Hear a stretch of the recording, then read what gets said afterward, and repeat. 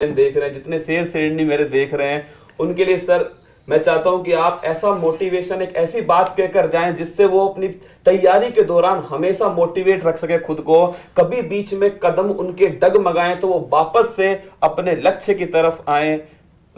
Sir क्या वो motivation माँ बाप का चेहरा हो सकता है? देखिए क्या होता है ना, जैसे आप सब लोग ने तो उपले जलाए होंगे ना, मतलब उपले, जी जी। उपले जब जलते हैं ना तो हर 10 मिनट या 5 मिनट बाद उसके ऊपर राख आ जाती है, तो राख को चिमटे से पकड़ के उसको झटका देते हैं जी। तो लाइफ में हर समय आपके सोच पर, आपके डिटर्मिनेशन पर वो राख जमती है। तो जो चिमटा होता है ना, वो कुछ भी होना चाहिए, चाहे आपका परिवार हो चाहे कुछ हो, उसके बारे में सोचकर आपको झटका देना है, तभी वो राख हटेगी। फिर ये आपका फायर, आपका तेज़ी से आप कहते हैं ना आग, फिर भड़केगी। वो नेचुरल प्रोसेस है। नेचर कभी अलाउ नहीं करेगी आपको कि आप एक और सिविल सर्विस की तैयारी देखिए, आपने रात में स्कूटर पर ड्राइव किया या गाड़ी पर ड्राइव किया है ना, तो आपको जब दिखता है रास्ता वो 50 मीटर का दिखता है। जब अगला 50 मीटर जाओगे फिर 50 मीटर का दिखेगा। कभी भी ऐसा नहीं होगा कि आपको आज से और इंटरव्यू तक का रास्ता पूरा दिख गया होगा। सिविल सर्विस में ऐसा कभी नहीं होगा। इसीलिए आपका जो कंफ्यूजन है ना, हर 3 दिन में आएगा, हर 3 दिन में आएगा। अब क्या करें, अब क्या करें। ये रास्ता ही ऐसा ही है, ऐसा बनाया, ऐसा डिज़ाइन किया गया इसको, क्योंकि पता रहे कि आपको कभी अपना रास्ता अगर पूरी तरह दिखे नहीं तो भी आप आगे बढ़ना चाहते हैं, आपका कमिटमेंट इतना स्ट्रांग है। कहते हैं कि अगर बहुत स्ट्रांग कमिटमेंट है तो अंधेरे में भी आगे बढ़ेंगे। तो आपको 50 मीटर तक रास्ता जो आपके टीचर दिखाते हैं उस पर आगे बढ़िए। कई बार हम लोग बहुत ईजिली कमेंट कर देते हैं कि अरे इनको कुछ नहीं आता, उनको कुछ नहीं आता। ये बहुत ही मतलब गलत तरीका है अपने टीचर्स पर कमेंट करने का। मेरे भी टीचर्स ने जो मुझे गाइड किया था, तो मैं बहुत पीछे बैठता था कि क्लास में, मेरे क्वेश्चन भी कम, मेरा था कि अपना मैं कभी पूछता ही नहीं था, ज़्यादातर क्वेश्चन मैं पूछता ही नहीं था, और मैं उनके जो स्पीच में ही थे और लेक्चर में से अपना क्वेश्चन का आंसर ढूंढता रहता था, कहाँ है, क्या है, कैसे है। तो ये मोटिवेशनल फैक्टर आपका फैमिली तो होगा ही हो, कोई भी हो सकता है। एक्चुअली मैं बताऊं, जैसे कई लोग अभी कमेंट कर रहे हैं कि कोई गर्लफ्रेंड थी कि नहीं थी, मेरा तो ऐसा कुछ भी नहीं था।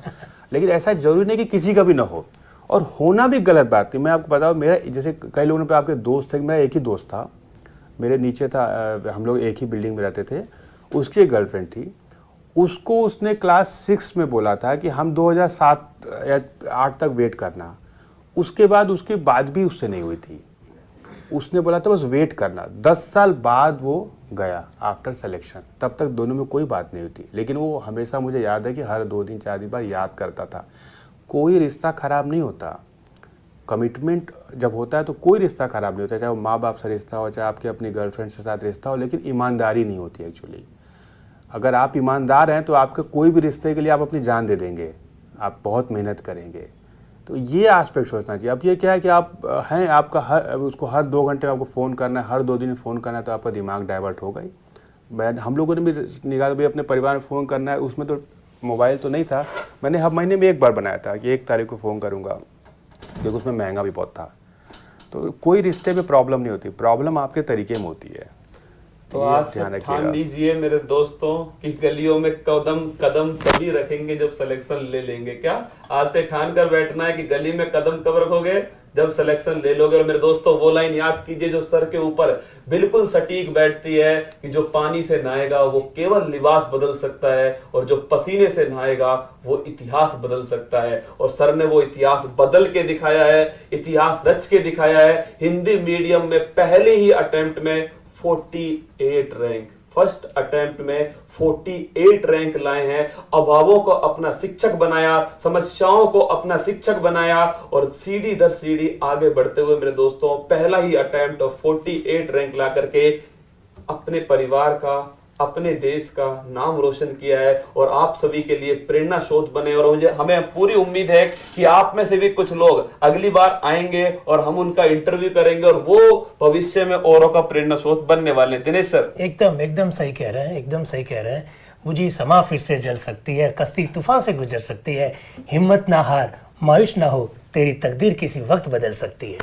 वक्त को थोड़ा वक्त दो, वक्त आपका वक्त बदल देगा। और वो देखिए आपके सामने है कि वक्त किस प्रकार बदलता है, पर हिम्मत रखनी पड़ती है। किस्मत के भरोसे मत बैठो, अपने हौसलों से उड़ान लड़ो। तो सर मुझे लगता नहीं है कि समापन